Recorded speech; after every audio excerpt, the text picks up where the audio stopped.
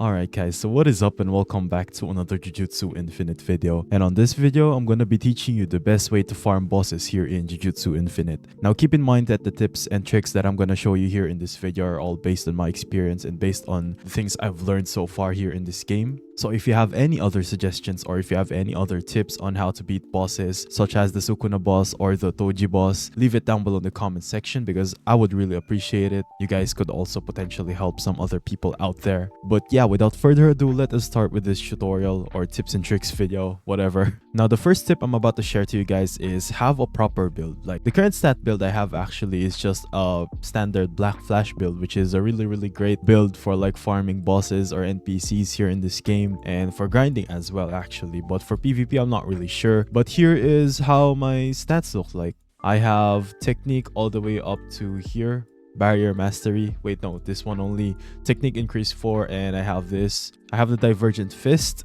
I didn't unlock all these stuff, the other stuff, because I don't really need that. I mainly just focused here on focus, unlocked it until focus increase 4, and I had some points in total concentration but I didn't max it out. I have lock in, the Black Flash proficiency. I maxed all these out because it's mainly the main focus of this build, which is the Black Flash, which is a really great technique to like farm bosses here in the game. And of course health awaken until health increase 4, and I have also the binding vow, arm sacrifice, and I also have the vampiric Black Flash, which is this one. For each Black Flash you land, you will heal around 1.3% and up to 2% health, which is great for farming if you're like losing health. But yeah, that's basically it for my build. I have strength increased until 2, and I also have the uplift, which I don't really use because I just use my skills from my special grade inits, which I currently have Curse Queen, Star Rage, and Gambler Fever. The Gambler Fever, I don't really use this because I'm trying to get the Infinity special grade in it, and I already have actually a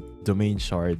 There we go. And I have a maximum scroll, which I just got from random chests, which is great. But yeah, the current special grade inits I have is Curse Queen and Storage, which I heard is a really great combination. It's also really good for like PvPs and, you know, PvEs as well. Without further ado, let's start doing some of the bosses. But for this specific tutorial, I'm gonna be doing the Heian Imaginary Demon, which is just the Sukuna boss, and I'm gonna be doing the Nightmare mode because it is actually really easy to defeat Sukuna in Nightmare mode.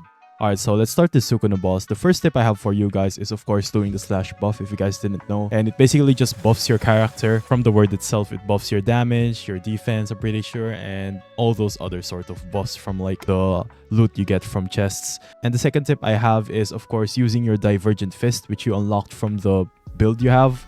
There we go, Divergent Fist. It basically buffs your M1s, I'm pretty sure. And of course, always have your domain expansion ready. Whether it's just an incomplete domain, it's also really useful even though it's just incomplete. And of course, if you have like a full domain expansion from your special grade in it. So for this specific boss, Sukuna actually has 4 attacks that you need to watch out for, which is, first one is the web thing from the ground, and the second one is like the cross, the X in the ground as well, the slashes that he does when he floats up in the air, and the other one is just basically, I'm pretty sure it's a cleave where he jumps up in the air as well and he drops down, which is really easy to dodge. And I'm just gonna show you guys all his attacks. There we go. That's the first attack he does. And this one as well, those slashes, which are really easy to dodge. And he gets stunned after that, which is a great way to deal massive amount of damage. And that is the other attack that he does, where he jumps up in the air and he drops down. Now this is the spider web. This is what I like doing when he does that spider web. I just jump up in the air and hold E. So like, you know, I can stay up in the air.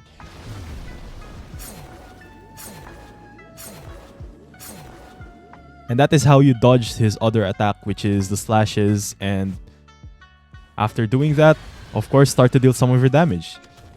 And that's the other one. Boom. And that is basically all his attacks, which are really easy to dodge. That is the other one. And I don't really understand why some people are really afraid to, you know, fight the Nightmare mode. And there we go. Once he's stunned, just keep doing damage.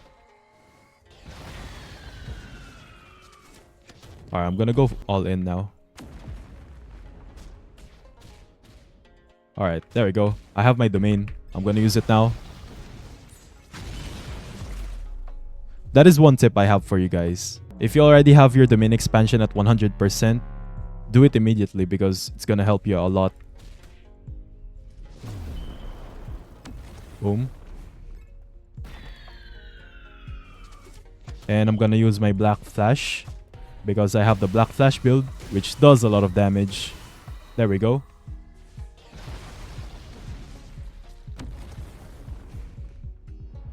Boom. And I'm gonna use my maximum scroll skill, which is the Jacob's Ladder. One of the best max scroll skills ever. Wait, where is it? It glitched. Oh my god. It's fine. I can still beat him. Alright, there we go. And that is how you beat the Sukuna boss here in JUJUTSU Infinite. Now, before unlocking your boss chest, I recommend you guys doing is, of course, using the dumplings. Boom. And using this withered beckoning cat and other cats as well if you have any higher rarity cats. But I don't really like using this golden beckoning cat because I'm just gonna save it up and maybe exchange it for like a domain shard. And fortune gourd, you can also use this. I'm gonna use it right now because why not? And of course the dumpling, I've already used that, and the cat to like increase your luck in getting more stuff. But for now, I'm gonna use this cat and 10 uses. Gonna unlock this. Hopefully get something rare. Demon blobs, I'll take that. There we go. Damage gourd. Not much. Demon blobs as well. I'll take that. And demon blobs. There we go. And that is basically how you farm the Sukuna boss. Now keep in mind that in this game, each boss has like different attack patterns. So of course, for this one, Sukuna, it has just 4 attacks, and the other bosses, they also have different kinds of attacks. So, you know, they all don't have like the same skills. So keep that in mind. But yeah, I'm gonna show you guys how I fight the Sukuna boss when I'm focusing. So I'm not gonna talk. I'm just gonna beat up Sukuna like how I usually do.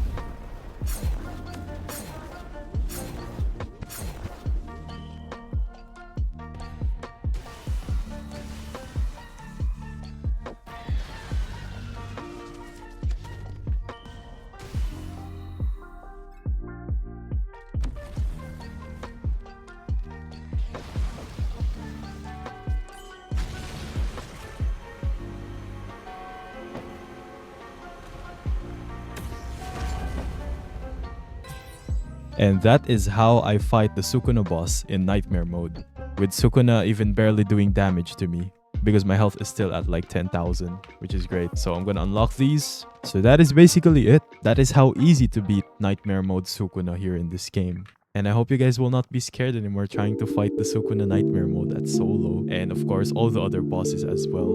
Because Nightmare mode in this game isn't really Nightmare, it's really easy. And I'm saying this as someone who is really bad at PvP. So I hope this video helped you out. But that's going to be it for this video for now. Thank you guys for watching. If this video helped you out, please leave a like and subscribe because I'm gonna be doing more tutorial videos in the future. Stay healthy and peace out.